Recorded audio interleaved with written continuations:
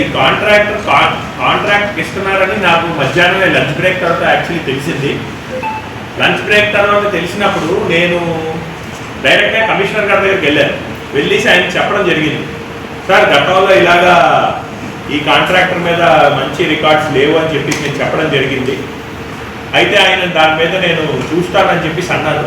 But ఈ రోజు పొద్దున్న నాకు వచ్చిన సమాచారం ఏంటంటే కొంతమంది నాయకులు ఒత్తిడి వల్ల, కూటమి నాయకులు ఒత్తిడి వల్ల మళ్ళీ అదే కాంట్రాక్టర్కి ఇవ్వాలి అని చెప్పేసి ఒత్తిడి తీసుకొస్తున్నారు. కమిషనర్ గారు దానికి తల వంచాల్సి వస్తుందని చెప్పేసి సమాచారం ఉంది.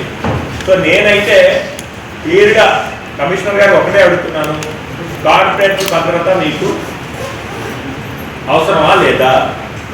కార్పొరేటర్ తాలూకు ప్రాణాలని మీరు పణంగా పెట్టి ఇలాంటి వ్యక్తులకి, గతంలో ఇలా ఇన్సిడెంట్ జరిగిన వ్యక్తికి మళ్ళీ టూర్స్ చెప్తారా? అసలు ఏం ట్రాక్ రికార్డు ఉంది? మళ్ళీ ఇది ఇప్పుడు చెప్పడం ఏంటంటే ఇమీడియట్ గా మీరు చెప్పాలి కదా అని చెప్పేసి వాళ్ళు అడుగుతారు, మీడియా కూడా అడుగుతారు. సో అందుకోసమే నేను ఇమీడియట్ గా స్పందించాను. రానున్న రోజుల్లో రేపు ఎల్లుండి మిగతా వాళ్ళు కూడా వచ్చేసి వాళ్ళ ద్వారా, వాళ్ళ మాధ్యమాల ద్వారా వాళ్ళు కూడా ఈ మెసేజ్ ని పాస్ ఆన్ చేస్తారని అనుకుంటున్నాను. అలాగే ఎవరు ఒత్తిడి పెడితే కమిషనర్ గారు ఒప్పుకుంటున్నారో అది ఆయన చెప్తేనే బాగుంటది.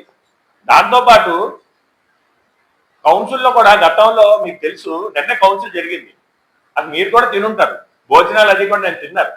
అసలు ఏమాత్రం క్వాలిటీ ఉందండి?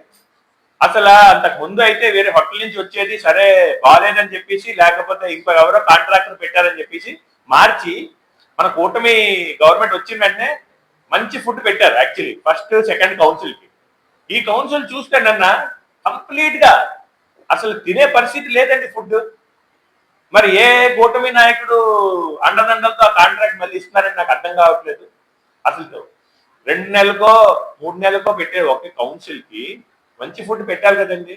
అసలు నిన్నైతే నా ఆరోగ్యం అంతా పాడైపోయింది. నాకు ఆరోగ్యం పాడై నేను డాక్టర్ దగ్గర కూడా వెళ్ళాల్సి వచ్చింది ఆ ఫుడ్ తినేసి.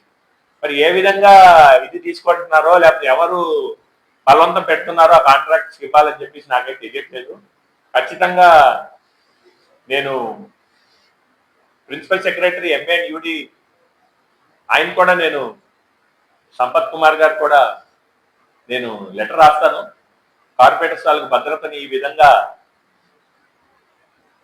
పణంగా పెడుతూ ఆ కాంట్రాక్టర్కి ఇవ్వడం అనేది ఎట్టి పరిస్థితుల్లో మేము ఒప్పుకోము.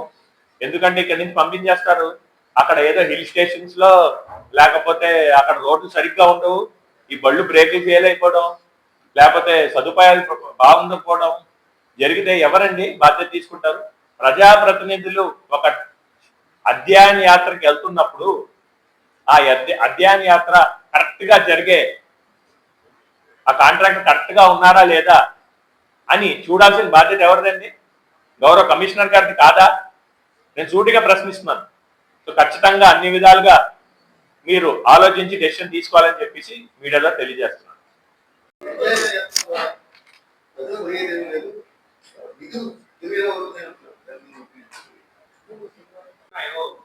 దాన్ని ఏ విధంగా వాళ్ళు అధిగమిస్తూ ముందుకెళ్తున్నారో ఆ తాలూకా మున్సిపల్ కార్పొరేషన్ మాకు ప్రెజెంటేషన్ ఇవ్వడం జరుగుతుంది.